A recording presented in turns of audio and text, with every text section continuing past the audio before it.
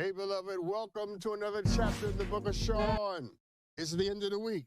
I got an end of the week show for you that's going to shock and amaze you. In France, they're letting out serial killers just to walk around the street. We're going to talk about that. We're going to talk about Congressman George Santos and his craziness. He's lied again. This lie is probably more insidious than some of the other ones he's told. We're also going to talk about a man who just thought he was white, but turns out he's not actually as white as he thought he was.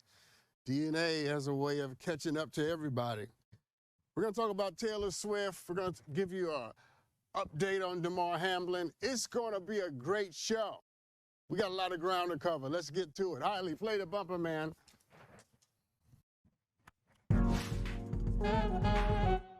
Pope Benedict. So by now, all of us have heard that the 95-year-old, Pope Benedict has died, and the current Pope, Pope Francis, paid tribute to his predecessor yesterday at a funeral attended by tens of thousands of believers in St. Peter's Square. Pope Benedict was the first pontiff in over 600 years to resign his position rather than hold it for life. And when Pope Francis presided over the funeral of Pope Benedict, it was the first time that a pontiff has presided over the funeral services of his predecessor, since most popes hold the position for life. And I guess what makes this story interesting to non-Catholics is the fact that Pope Benedict resigned his position, and that's really the thing that's going to make him notable to history. When you think about the life of Pope Benedict, his time being Pope and running the Catholic Church, probably the biggest thing people are going to be able to say about him is that he resigned. Yes, that he left the office before dying. Let me just say this. If the best thing or the most notable thing or the most historic thing that people can say about you is that you resigned, it's probably an indication that you have not lived up to the quality or the stature of your office. If the best thing we can say about you is that you left, it's probably an indication that your being there was not impactful. If it's the case that people were excited or made it notable that you decided to leave. Because the best thing people can say about you is that you went away. It says a lot about what people think about the job you were doing when you were there. I'm not going into the whole history of Pope Benedict and all that he did or didn't do and all the controversies surrounding him. You can Google that and get that for yourself. But beloved, this story teaches us that you ought to live your life in such a way that people don't want you to resign. They don't want you to leave. That the most notable thing about you isn't the day you handed in your resignation. You ought to conduct yourself, all of us ought to conduct ourselves in such a way that people are affected by our absence and don't celebrate it. And that leaving and resigning isn't the thing that makes us historic. I mean, it's an interesting day of the week when the best thing that people can say about you is that she resigned. You know, the goal of everything, the goal of every relationship, every job, the goal of everything that we ought to be trying to do is to make ourselves indispensable. That our being there, being present, and being connected is the statement that we want to make, not our leaving. I'm not talking about situations where you leave people who have hurt you. You leave situations that you should have left a long time ago. That's a different category. I'm talking about that when you walk out of the door from your job or from whatever it is, that shouldn't be the most notable day of your tenure. But that's what happened with Pope Benedict. The most notable day of his tenure was the day that he left. Interesting, isn't it? Ask yourself this question. If you left, if you walked out, how many people in your life would actually be affected by your leaving? And how many people in your life would say that that was the worst day of their lives because you were no longer there? Beloved, Listen, that's why everything we do, we have to do it with excellence. Because you don't want it to be the case that people have a party after you walk out the door. Let's move on. Let's talk about serial killers, and I couldn't believe this story. So apparently the French government has a very different relationship with serial killers than the one that we have in this country. Charles Sabrage. Charles Sabrage is the infamous French serial killer who inspired the award-nominated TV series The Serpent. Yes, Charles Sabrage. Mr. Sabrage apparently was released from jail and handed over to immigration authorities after a French court ordered his release on the grounds of his age and his health. Apparently, he suffers from heart disease and needs open heart surgery, and French authorities thought that that was a reason to let the man walk out the door. And before you get all sentimental about Charles Sabrage, his age and his heart condition, you should know that Mr. Sabrage has a history of escaping from prison and evading authorities, which is how he earned the nickname The Serpent.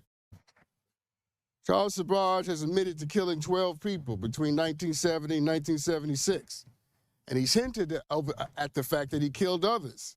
So the true number of his victims remains unknown. We don't know how many people this man has actually killed. So here's my question to all of you. How do you feel about letting serial killers out of prison because they're old or have a medical condition? Would that be okay with you?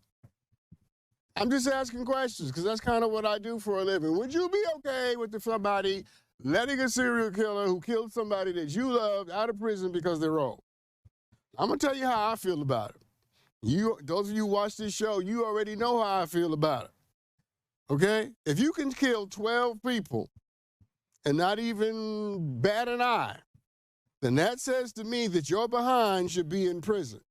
I don't care how old you are, and I don't care how sick you are. If you can kill 12 people, prison is where you belong. Okay? I know a lot of people don't believe in prison anymore, but y'all are smoking something I don't want to smoke. Serial killers belong in prison. Can we all agree on that? We don't need a bunch of serial killers roaming around on the countryside, waiting to gobble up some more victims. I know some of y'all are saying, Dr. Sean, what about mercy? What about kindness and love? Listen, mercy, kindness, and love comes in the story with the fact that Mr. Sabrage has not been killed himself. That's the mercy. You get what I'm saying?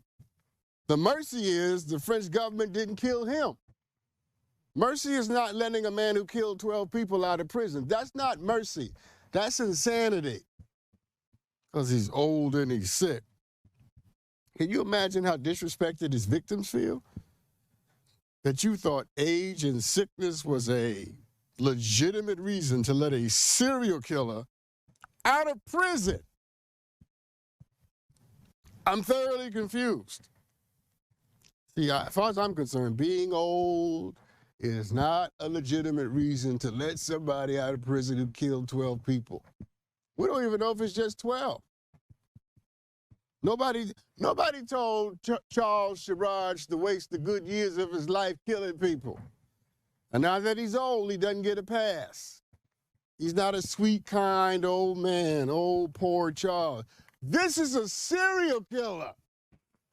Killed at least 12 people. And just because you're sick, I'm sorry, you shouldn't be rewarded for that. You know, just think about it this way. Whenever you deal with a moral condition, always apply the moral condition to yourself. Would you want someone who killed your mama to be let out of prison because they're old or because they're sick? My answer to that is no. But what's your answer? Because every now and then life presents us with situations and hard questions that we have to deal with. And while, as far as I'm concerned, this is not a hard question, because under no circumstances should a serial killer be let out of prison. There are people who come in and out of our lives who do things to us, and we have to make hard decisions about whether to admit them back into our space. And the question should be applied in this way. If they did what they did to me, to someone that I love, how would I respond? We have to be prepared to make hard decisions by thinking in advance about the decisions we have to make. While once again, this is an easy decision where I come from, there are some decisions that are on the way that won't be as easy. All right, let's talk about George Santos. New York Congressman George Santos continues to face scrutiny for all of his alleged lies and the ones that he's told about his biography and almost everything else about himself. Every time George Santos opens his mouth, there's another reason to question what he's saying. But now, Congressman Santos has created a lie or a story, an alleged lie or story, that involves his mother, his deceased mother. George Santos has claimed recently that his mother was at the World Trade Center on September 11th and that the incident played a role in her death. So on July 2021, George Santos said in a tweet that 9/11 claimed my mother's life and I'm blocking so I don't have to ever read this again. Not sure what that tweet means, but once again, he's claiming that his mother died because of some connection to 9/11. Now, his mother actually died in 2016. And we're not even clear if George Santos's mother was even within 10 miles of 9/11 in 2001. Given the fact that this man has lied about almost everything pertaining to himself, it should not surprise us that he's lying about this too, allegedly. I don't know. But when you've told 1,000 lies, well, it's not hard for people to believe that you can tell 1,001. Now, 2016 is more than 15 years. 2016 is 15 years away from 2001. And I don't know how somebody dies from the effects of 9/11 15 years later, even if she was there. You follow what I'm saying? But he wants to use 9/11 to create and fabricate some connection so that he can have some goodwill or some whatever he's trying to do with the voters. You see, what makes a liar is that a liar will tell a lie when they don't have to lie at all.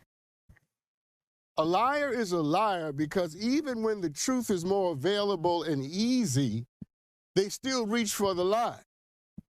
And whenever you're dealing with someone who will lie about things they could easily tell the truth about, your job is to run.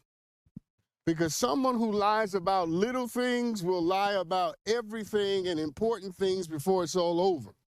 Now, the truth of the matter is, we all lie, but not all of us are liars. You get the difference?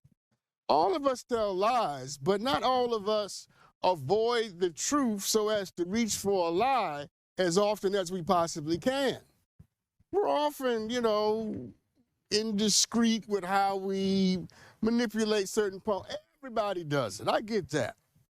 What makes a liar is that you are chronically committed to falsehood.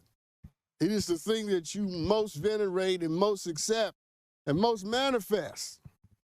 You see, if someone will consistently lie to you, then the truth of the matter is they will steal from you too. And anybody who will steal from you will physically hurt you as well. And that's why you got to watch people who come in and out of your life with a whole collage and collection of lies.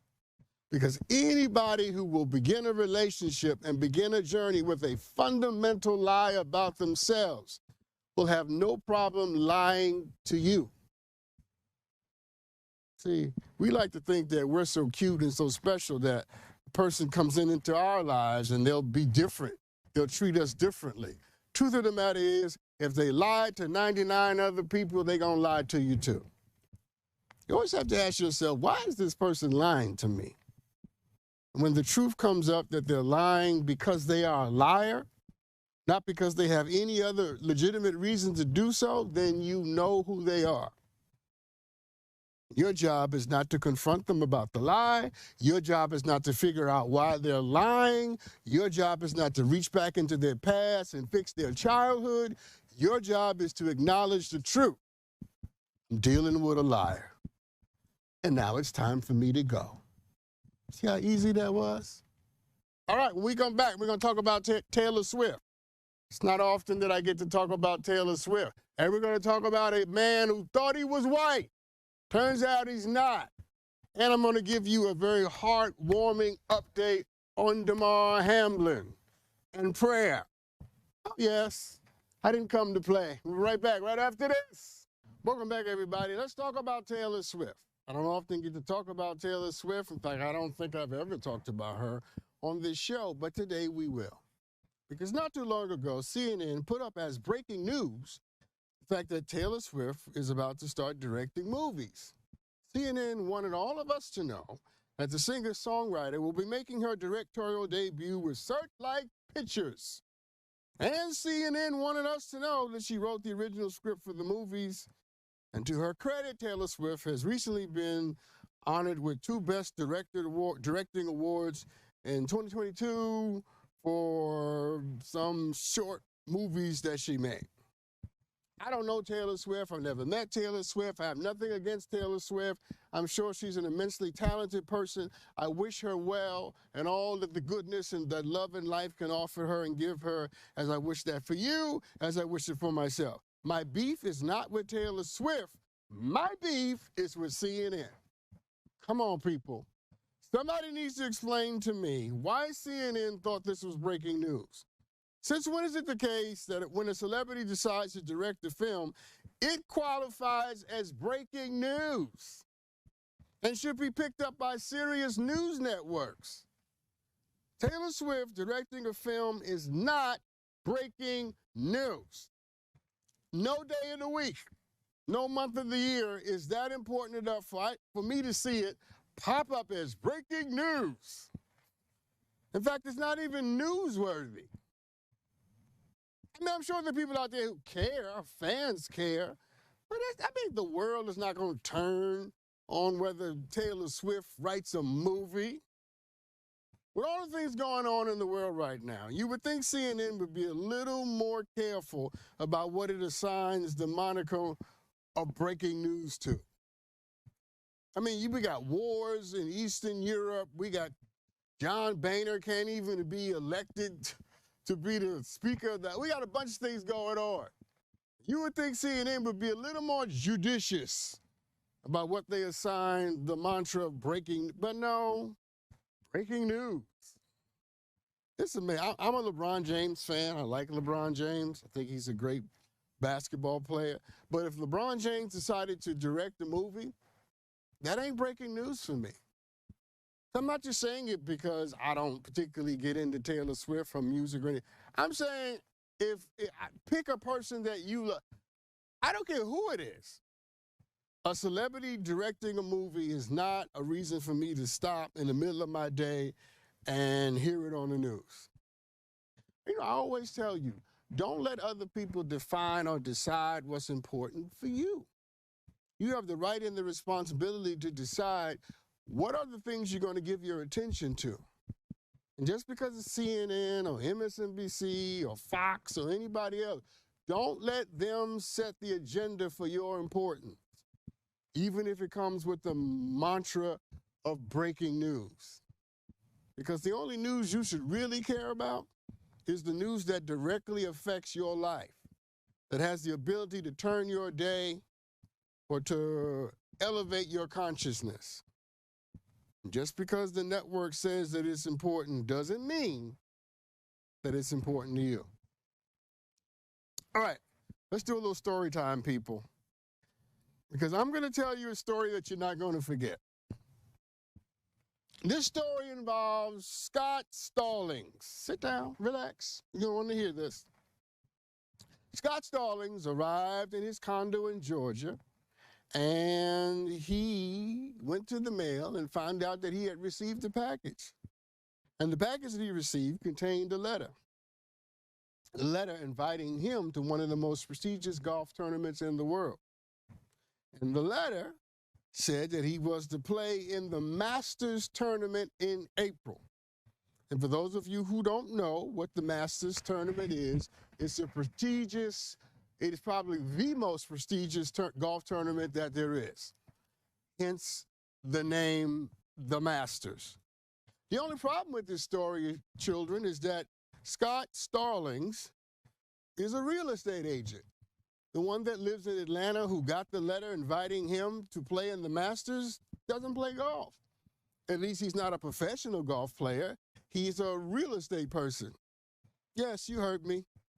Yes, not a pro golfer, a real estate person who received a letter inviting him to play in the Masters tournament in April. While the real Scott Stallings, there we go. Now we got the pictures right. While the real Scott Stallings, who lives in Hawaii and is a 3-time PGA Tour winner, didn't get a letter to play. And to make this story just a little more funny for you, the real Scott Stallings, the golf player, tweeted out that he was checking his mailbox 5 times a day waiting for a letter from the Masters because he wanted to play in it again. And he hadn't been invited to play in a little while, and he was checking his mailbox every single day, only to discover that the letter he was waiting for was in the mailbox of another man living in Atlanta. Which is, of course, what allowed the real estate Scott Stallings to read the tweet and ultimately send a direct message to the golfer Scott Stallings telling him that he had received the letter that he had been looking for by mistake, and then he proceeded to mail the professional golfer the letter that he wanted. Now, I'm not entirely sure how the Masters Golf Tournament messed this up, because Scott living in Atlanta is a long way from Scott living in Hawaii. I don't know how you mess up the address. Not like they were both living in the same city or the same state or the same part of the country for that matter, because Atlanta is a long way from Hawaii. I don't know how they messed that up. But the good news is the right Scott got the letter. And it just goes to show you, you ready for this? That delayed does not always mean denied.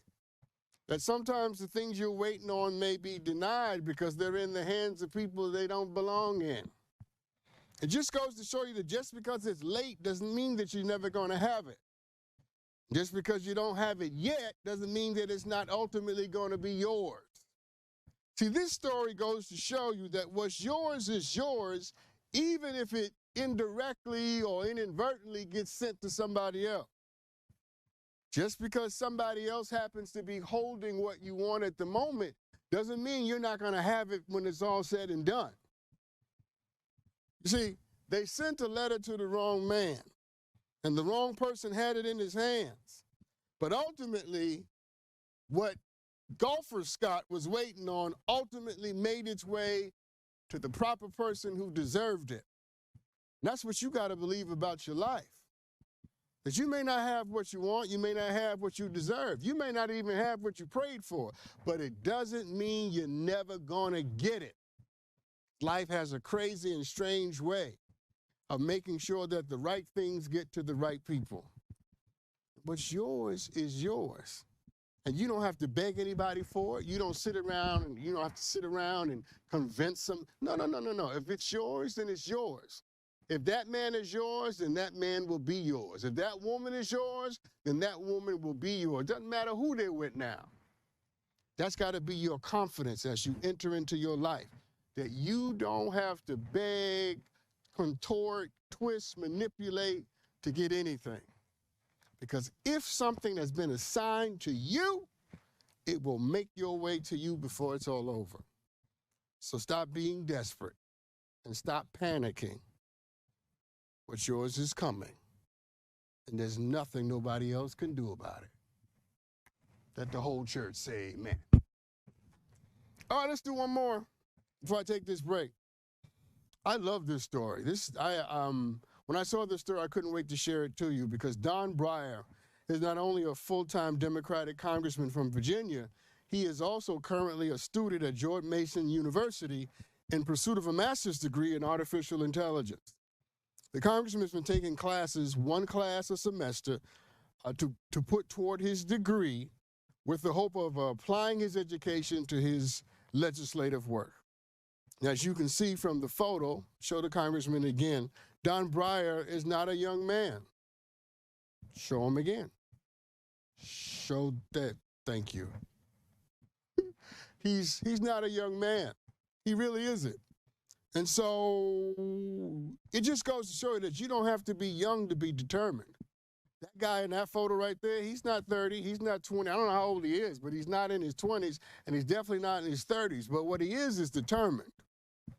And the will to win and the will to grow has nothing to do with age. It knows no limitations at all. That's why I like this story, because you can grow and you can win at any age. Congressman looks like he's at least in his 50s. And in his 50s or 60s, whatever age he is, he's decided to go back to school and to grow and to win. See, the point is this. If there's something that you really want to do and you really want to do it, then get up and do it. Because the only thing standing in the way of you getting it done happens to be you. If you really want to accomplish something, then there's nothing stopping you from doing it than the will you apply to getting it done. The only thing you need to change your life is a made-up mind. The only thing you need to go to a level is a made-up mind. Because to go to another level, it means that your mind and your will align themselves in the direction of your dream. Because when you got a made-up mind, beloved, I'm telling you, when you got a made-up mind, there's nothing in the universe that can stop you. In fact, when your mind is made up and your will is applied to that mind, the universe will rise to meet you in the direction of your dreams. All of us can find a million reasons why something can happen or won't happen or it's too hard to get done, but you really only need one reason that makes you want it anyway. And for the 100,000 reasons that tell you or come along to convince you that it can't be done, it's the one reason that means the most to you that drives you forward. I tell people all the time on this show, it's not your goals that get you to your goals. It's why those goals are important to you that gets you there. Don't just tell me what you want. Tell me why you want it. Tell me why, out of all the things you might desire in your life, why is this the thing that you want the most, and how does it connect to your story? Don't tell me what you want. Tell me how what you want emerges and comes up out of the details of your life and your days. Because when you tell me why, and you're connected to your why, I already know that the what is going to happen. People who have no connection to their reasons will have no accomplishment with respect to their goals. Next time you set out to do something that's really hard and really difficult, think about your reasons. Be in relationship with your reasons and let your reasons be the reason you decide to get up and to do something you've never done. Shout out to the congressman and shout out to all of you who are accomplishing big things in this new year. Not because, or not just because you want something, but because you know why you want to get it done. We'll be right back. When we come back, we're going to do some best things that I've seen all week. And we're going to talk about Damar Hamlin, a study in prayer, right after this. Don't go anywhere. One of the best things about an end of the week show is that we get to show you some of the videos, some of the stories that we happen to think are some of the best things that happen all week. Play the bumper, Hiley.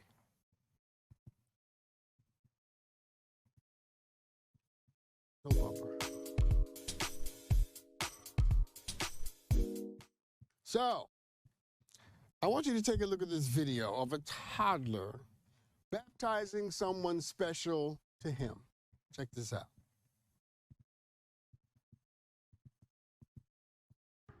I'm ready. You ready? Yeah. Ready for what? The baptism. Here's the baptism, and What? there's the water. Lord, get Chase. Chase done fell off the load. And there's the water. You sure? Luke, Wow. are you sure Chase wants to get baptized? Yeah, he needs the Holy Ghost. But he haven't got baptized yet. All my toys, I have a couple more toys to baptize. Not today, but today, on this church day, I just baptized him. Okay, look. Okay. You ready? Okay, I'm ready. Go ahead. Ready? Go ahead, son. I just go. Me to the wall. Hallelujah.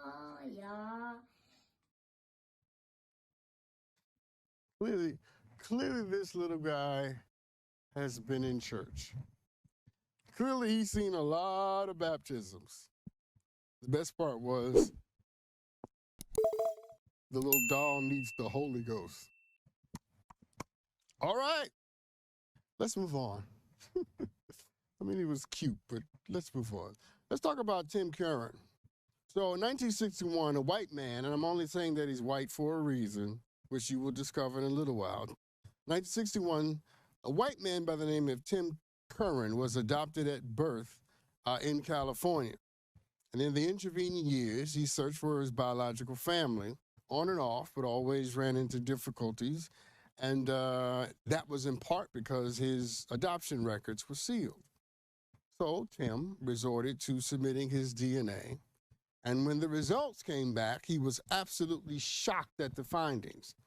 Because, again, from 1961 up until the day the results came back, Tim thought he was white. I mean, he looks white, and so, you look white, most people assume that they are. Well, after a lifetime of believing he was basically a white American, he discovered that his biological birth father was actually North African. Tim discovered that he's actually North African. And eventually Tim reached out to his biological family, which of course welcomed him with open arms. And Tim said he's very happy that he decided to learn about his roots and is even more excited to embrace his African heritage. Can you imagine spending your whole life thinking that you are white only to discover that you're at least half African? It kind of makes, all those racist things and all the fight for equality and all of the things people say about Africa apply to you overnight. Just goes to show you that identity is a very complicated endeavor, because the reality of who we are and the reality of who we perceive ourselves to be may not be the same thing. Your whole self-perception can change in the blink of an eye, in the snap of a finger, or in a New York minute, as it were. This man went to bed one night thinking he was white and woke up the next morning being half African. See, all of us have a perception of ourselves based upon the information that we know about ourselves right now. But what happens when new information shows up? Who will you be then? And will you have the courage and the faith and the temerity to accept the newness of the information so as to inspire a new self-perception? I found it to be the case that most people don't want to change because we've become so comfortable with who we are right now and who we are currently and the realities that we currently live, that we will resist anything that causes disruption, even if the disruption is caused by a greater truth. See, when Tim found out he was half African, it wasn't a lie, it was the truth. His father, his biological father, is North African, which means he is at least half African. But there's so many people who, if they would have heard that information, they would have denied it, acted like they didn't hear it, like it wasn't true, because people want to be comfortable more than they want to be authentic. Once again, just imagine waking up one morning and realizing that half of the things you know about yourself are not true. Could you embrace your new reality? Could you embrace the new you? Could you live with the facts as they are emerging in your life in ways that they had never configured themselves before? There are a lot of people who say that they can deal with it. A lot of people say, oh, I would accept it, I would have a problem with it. But the truth of the matter is, most people resist change at a visceral level. But change is the universe's way of letting you know that you're ready for more. And if you don't encounter change, you don't grow. When things change, it doesn't mean that things are falling apart. It's not a betrayal of your personal history. It just means that your history won't have the last word because there's more for you to do. I guess the moral of this story is this. You never know what you will learn about yourself. You should always be open to becoming a better version of who you are in the presence of better information. I've lived through this. So all of you know that I was adopted. Everybody who watches this show knows that I was adopted. And so my sons, out of pity, they wanted me to take a DNA test to see where I came from. So I submitted my DNA, and when I got the results back, it turns out that on my mother's side, I am West African. But on my father's side, I'm from Spain. Now, I don't know where the Spain and the Spanish is. Apparently that African side is a little more dominant genetically in me, but I am African and Spanish. And when the DNA thing came back, it said I was 100% Spanish on my father's side. In fact, it was so much so that they sent out a letter saying, we need to prepare you for the results you're about to get. Yeah. And you know what I did? I embraced it. Now, I don't know Spanish yet, but I embraced it because I am what I am by the grace of God. And whatever it is I am, I've been able to become it through all of the obstacles and vicissitudes of life. Yes. You just keep living and you will discover new things about yourself. And when you discover them, let that be okay. Don't fight the truth. It's a losing battle anyway. All right, when we come back, we're going to talk about Damar Hamlin. I got one more best things. We got some Ask Dr. Sean. We'll be right back.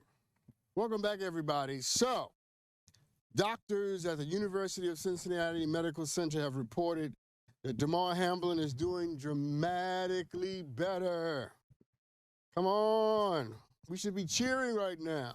He's awake. He's breathing on his own. He's talking. He even participated via FaceTime in the Buffalo Bills team meeting where he told his teammates that he loves them. You see? Listen, I could do a whole thing on that, where the first thing out of your mouth after a traumatic incident is love. I could do a whole thing on that. Damar remains in critical condition and in the intensive care unit, but this is a dramatic and positive turn in his condition. And we are all excited about that. We all celebrate that. Anybody who has goodwill cannot not be happy that this young man who we saw collapse on a field on Monday night, come Friday, breathing on his own, talking, squeezing the hand of his mother. Listen, if you haven't done a happy dance all week, this is a reason to do a happy dance right now. And I know some of y'all don't believe in prayer, but I do. And I'm not requiring that you believe in it. You can believe in whatever you want, and I'm fine with that. But I'm telling you that the prayers of the righteous availeth much. Okay? Yes, they do. You may not think so, but I think so. And I don't just think so, I know so. I've seen prayer reach into the worst situations and pull people back. I've needed prayer to pull me out of some situations. I'd have been gone a long time ago if somebody had not prayed for me. I'm not asking you to believe in prayer. You can believe in whatever you want, but I'm telling you right now, prayers of the righteous availeth much. And this young man is the benefit of millions of people coming together to pray for him. You know, what happened to Damar Hamlin is an example of something that we've not seen in this country maybe since 9/11, and that is millions of people praying in the same direction. Millions of people praying for the same thing. And here he is, breathing on his own, awake, talking a little bit, telling people that he loves them.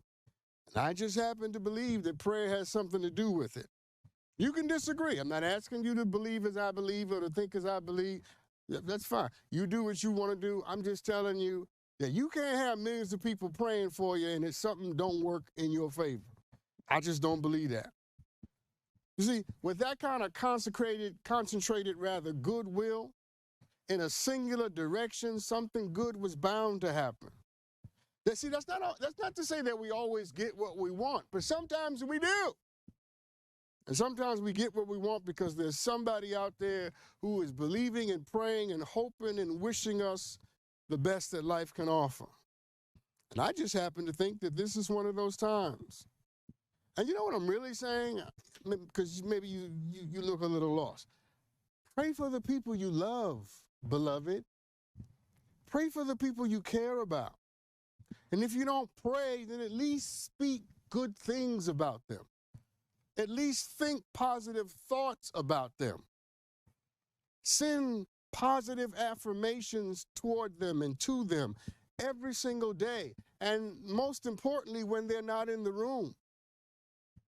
You see, it has to be the case that the people you love need to know that you are praying for them or thinking positive of them or meditating goodwill towards them. I shouldn't just know that you're attracted to me, or I shouldn't just know that you want me to pay the bills. I should also know that you pray for me, that you think about me, that good thoughts are heading in my direction every single day because I'm connected to somebody who understands what love really is all about. And you never know when prayer might make all the difference. You never know when you thinking well about somebody might change the whole content and direction of their lives. Ask Damar Hamlin what prayer can do. Because there's a lot of reasons why he should not be here.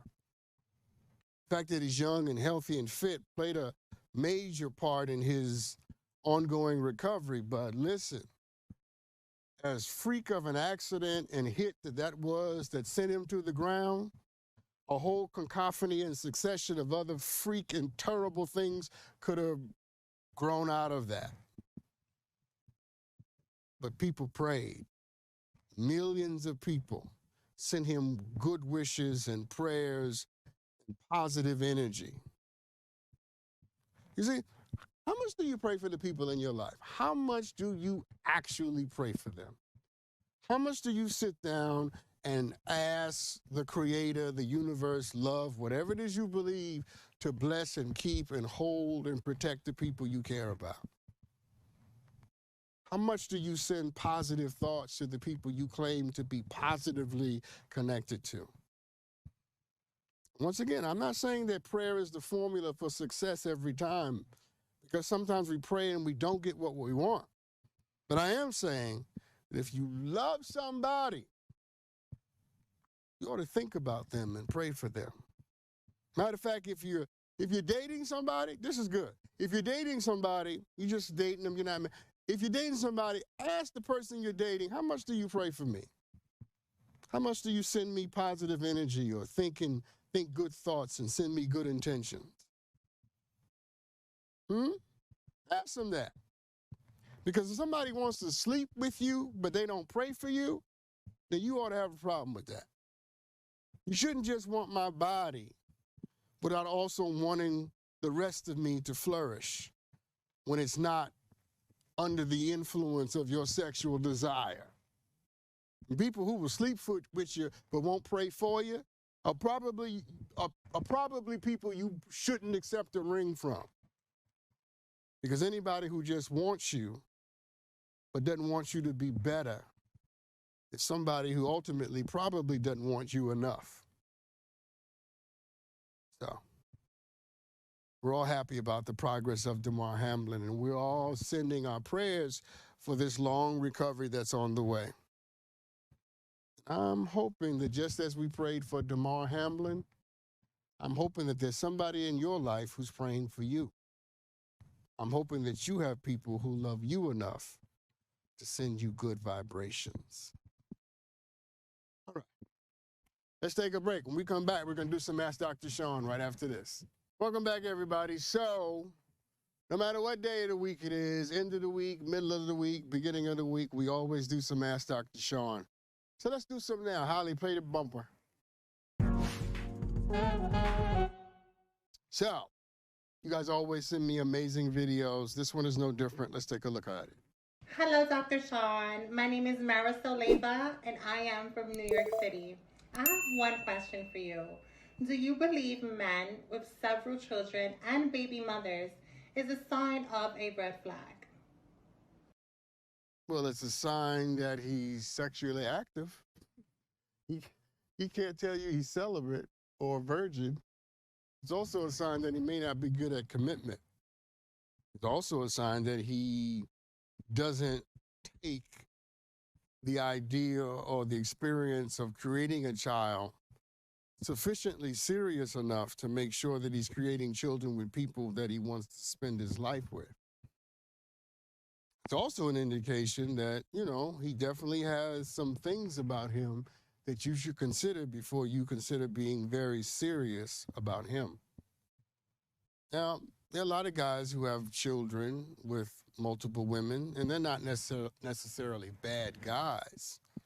But it's also the case that they have necessarily made complicated decisions.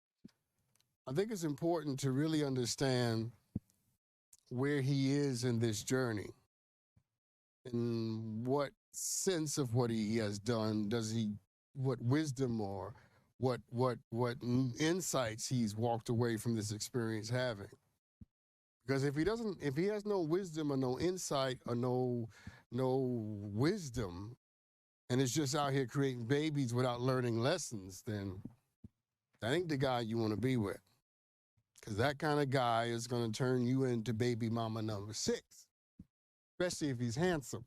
But apparently, he must be good looking because a lot of women are letting him, do things.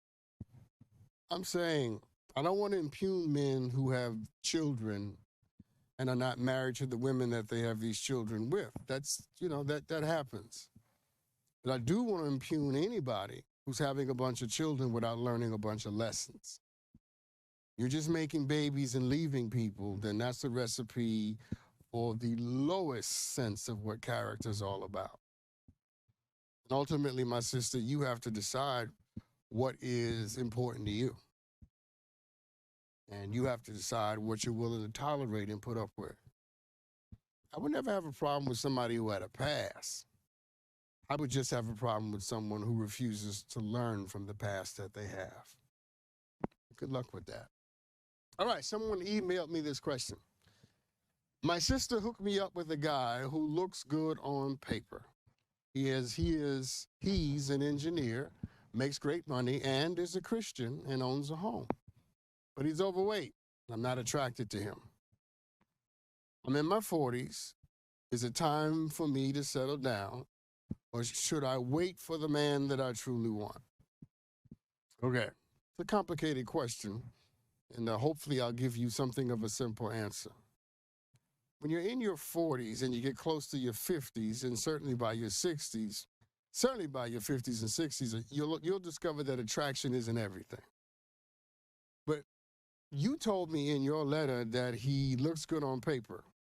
He's an engineer, makes good money, and he's a Christian. And where I come from, those things don't make a person look good on paper to me. You didn't mention to me that he makes you laugh, or he has great character, or he's kind, or he's really empathetic and makes you feel amazing. You see, those are the things that you should be looking for, and those are the things he should be manifesting. Everybody has a right to be with the person that they want to be with, but your reasons for being with someone should be rooted in something that is substantive. Attraction is important, but you'll discover the longer you live, it ain't everything. And you're in your 40s, which means that you should know better by now. I'm not saying that you hook up with somebody who is repulsive to you. I'm not saying you hook up with somebody who you absolutely can't stand looking at. One of the things you will discover about attraction is that it can grow. People who may not be physically attractive to you in the beginning may end up being very attractive to you because they have other qualities. I would like to know, what are the other qualities that this man has other than having a good job, making good money, and being a Christian? Because those aren't qualities that make anybody look good as far as I'm concerned. So if that's all he brings to the table and he's not attractive, then, maybe it's time for you to find somebody else. Or maybe it's time for you to accept the stage of life that you're in in which or by which attraction is only one of the considerations that allows you to admit someone into the circle of your love. Because if you're just looking for cute people, then that's all you're going to get. Cute people. And good luck with that. I got time for one more. Someone DM me this question. I won $2,500 on a scratch-off lottery ticket that my son gave me for Christmas. And now he wants me to split the money with him because he bought the ticket. I said no, and he refuses to talk to me. What should I do?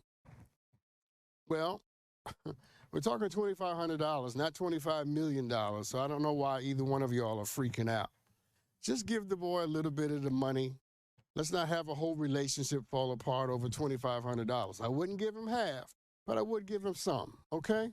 Make sure that your relationship with your son lives longer than this money is going to last. Yeah. And the fact that you two can fall out over money makes me concerned about the two of you. Y'all should work on that too. Anyway, thank you for tuning in. Great show at the end of the week. I'll see you next week, beloved. Y'all be good to each other, okay? And remember, I love you.